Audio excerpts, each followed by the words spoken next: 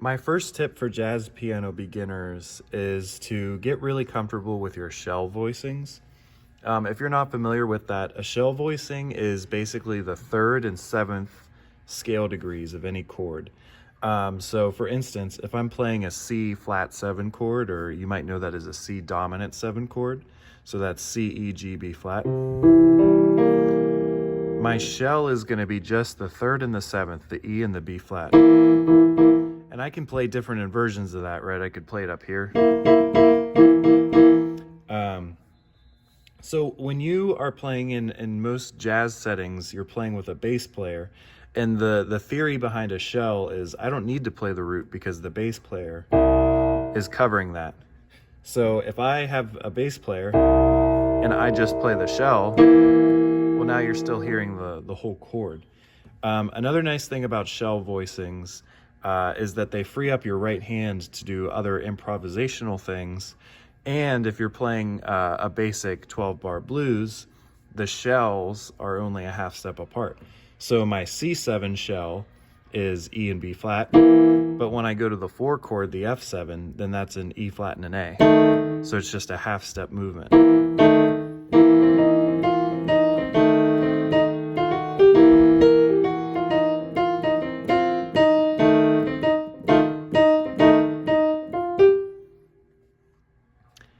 My next tip for jazz piano beginners is if you want to make a chord sound really jazzy, and by that I mean really colorful and have a lot of extended tones, this works well for any major chord.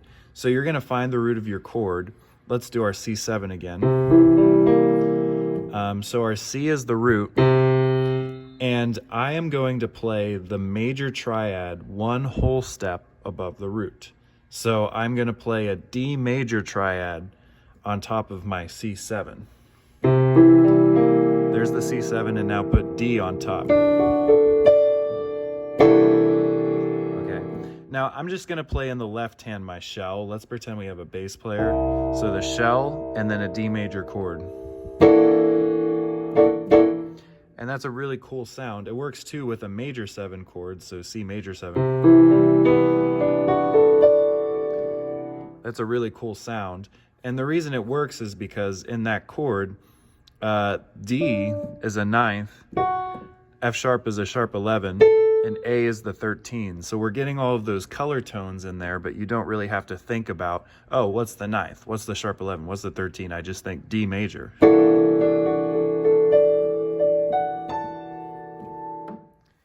You can do that same tip with a minor chord too, but you have to alter it slightly. So let's take a C minor 7 chord. Now to make this sound good, if I play a D major on top of it, it just won't really work. That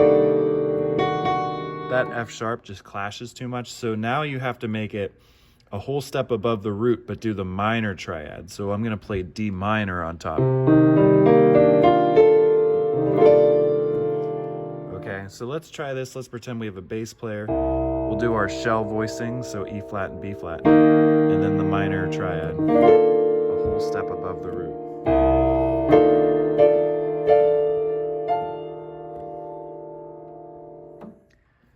My final tip for jazz piano beginners is to get really comfortable with your minor pentatonic scales.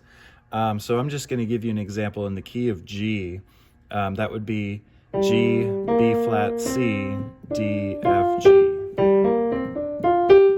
And there's 2 reasons why you want to be good with the minor ones. The first is that you just have to add 1 note. It would be the sharp 4 or the flat 5, the tritone. And then you have your blues scale.